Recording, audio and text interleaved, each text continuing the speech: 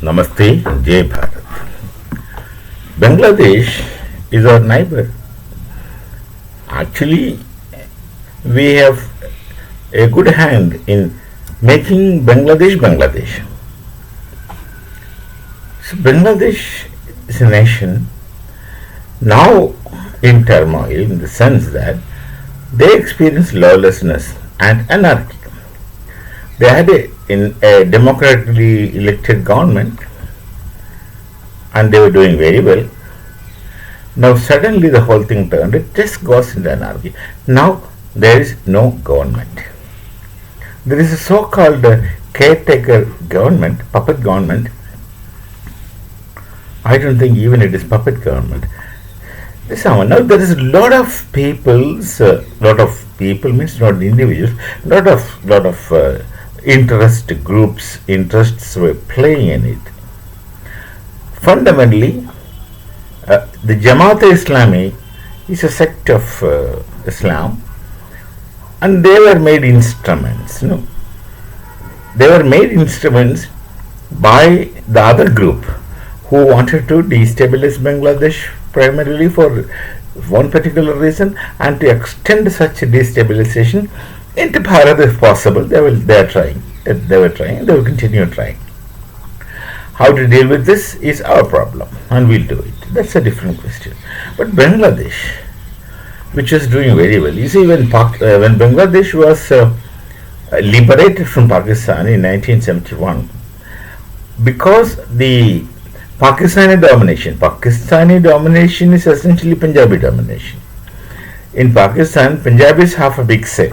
But before independence, when the Muslim League, the All India Muslim League, AIML, was planning for two-nation theory, the Punjabis did not have that kind of a domination. And in fact, Muhammad Iqbal, being a Punjabi, was sidelined many times. But post their separation from Bharat, the Punjabis acquired domination, the others were suppressed, very badly suppressed. The Punjabis have a high hand. If you look at the Pakistani mainstream, you will find most of them Punjabis, none else. Most of them Punjabis. And anyone who is non-Punjabi would hardly stay for a longer time. You can look at the history. Now, because of the Punjabi domination, and the effect of that kind of a high-handedness, the Bengalis are a different stock. See, Iqbal thought Islam can unite people, but Iqbal they don't realize, which is a fool's dream. Poet, a PhD in philosophy, he was very positive. He thought Islam can unite people, and they thought Bengalis would also be like with them just because they all are Muslims. This is a Darul Islam concept playing behind. Same thing you find in Bangladesh today also, the Darul Islam concept. That is why the Jamaat-e-Islami wanted to be in rule. The Jamaat-e-Islami, they have their eyes turned to the Darul Islam, Pan-Islamism. So Jamaat-e-Islami wanted to rule Bangladesh and then spread their rule wherever possible. That is what they do. Turkey or anyone will like to do that. So Jamaat-e-Islami became an instrument at the hands of the interest groups who destabilizes Bangladesh for multiple reasons. Those reasons one can dig in, but this short video won't have time to explore those things. But they became instrument. The objective is to establish a Jamaat-e-Islami rule somehow. For the time being, there's a caretaker government. Just put a person who was given Nobel Prize, all Christians, I don't know how, for what, achievement, all those things. It's in front of you, you can watch.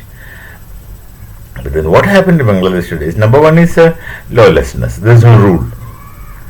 There are so many videos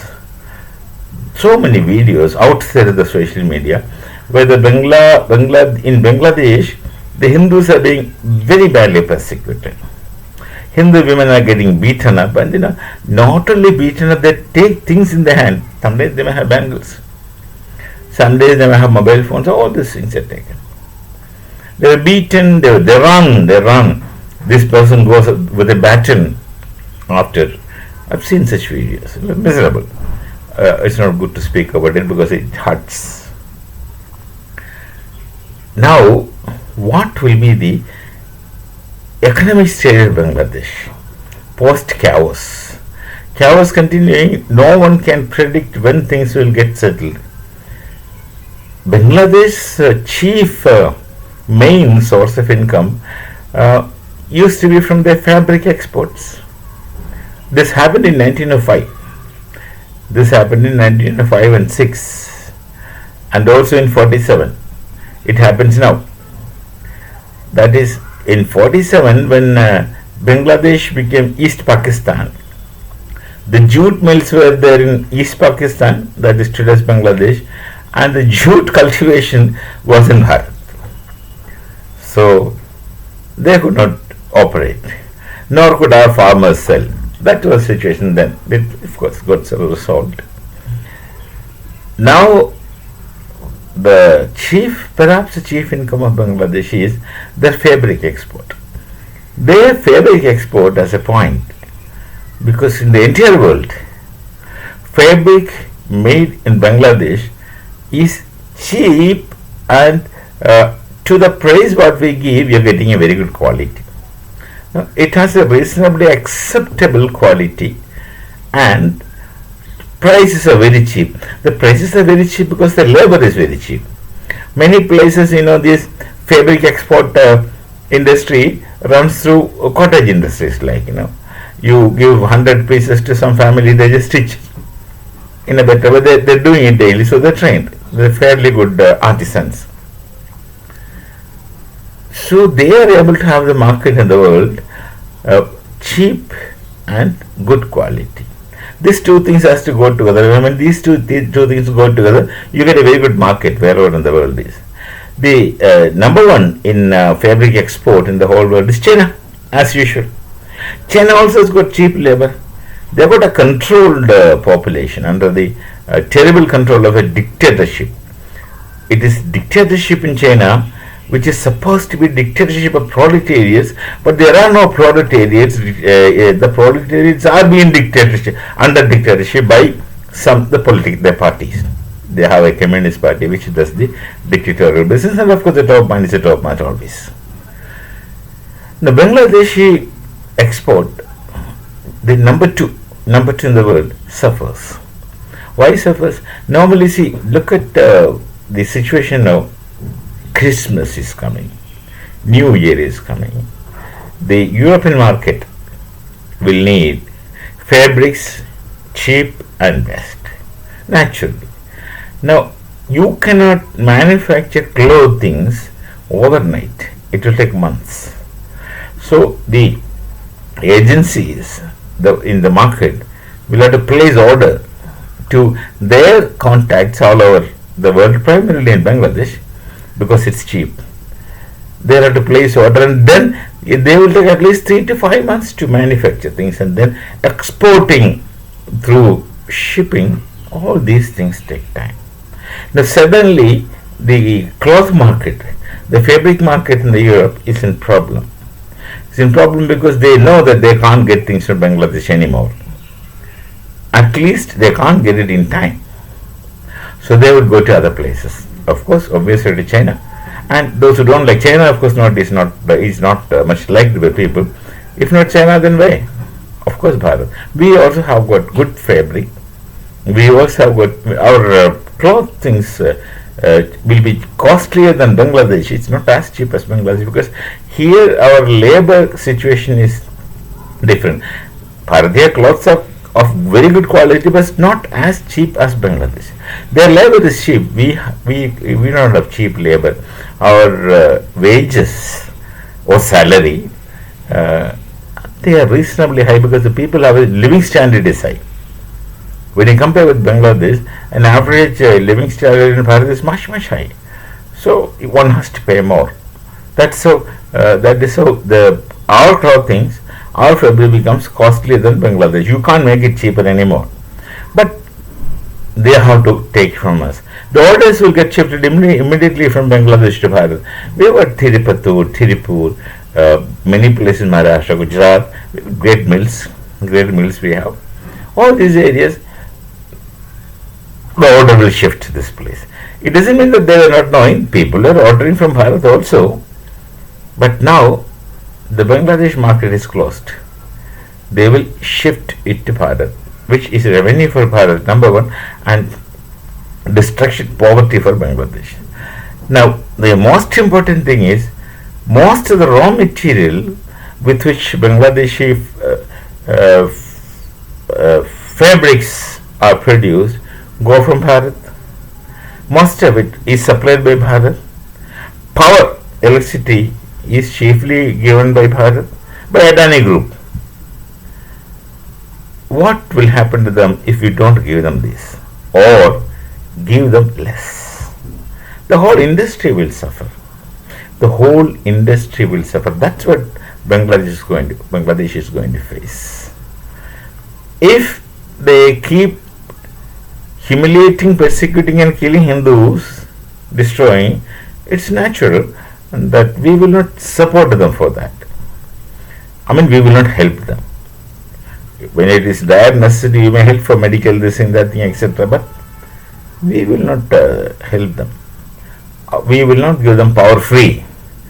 Whatever money they have to give us, let them give it first, then we'll think of giving. That could be the situation with the Adani Group. When the raw material supply is reduced considerably or not given, the Bangladeshis won't be able to produce any fabric. They will number 2 in the world, number 2 largest exporter, small country as compared to China, and they are number 2. You can imagine their economic status from that, their income, their source. That is gone now. Now, what happened? Bangladesh society has to make a compelled U-turn into poverty. Compelled U-turn into poverty. They had experienced poverty in the past, and this generation who have a reasonably good living under the democratic rule are not that used to poverty, and now they will face music. Poverty will increase anarchy. As such, there is no serious law and order. You can imagine what will happen to Bangladesh, and they would try to infiltrate Bharat through all areas, which is happening. But we can't afford to keep these people, welcome these people officially. Somehow those who are coming in, many have already infiltrated. The Rohingyans are infiltrated, and they change names. You ask them their name, they will never say the Muslim name. They will simply say the spurious, dubious name like Raju, Bablu, Munna. Now these are names commonly used at home to call people. They will never say their original Muslim name. They know. They won't say their name. They will say all these names. So Bangladesh is going to be in a problem economically. And someone, I heard them saying that Sheikh Hasina, when she came to Bharat, she brought fortune and luck to Bharat, because the industry, our industry will be benefited, our fabric industry will be benefited, etc. This situation is so. Let's see how things turn out and what's happening. We will see till we meet again. Namaste. Jai Bharat and Jai Sri Ram.